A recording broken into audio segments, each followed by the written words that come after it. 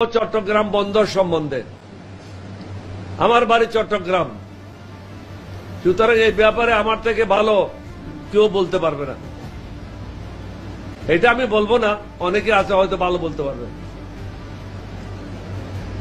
বাংলাদেশের কিছু মানুষ আছে একটা সিন্ডিকেট করেছে চট্টগ্রাম বন্দরকে নিয়ে।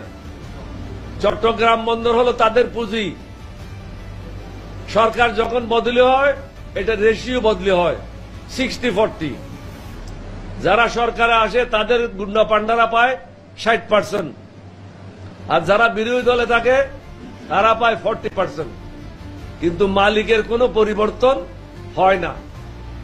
চট্টগ্রাম বন্দর হলো বাংলাদেশের উন্নতির অন্যতম একটা শ্রেষ্ঠ পন্থা।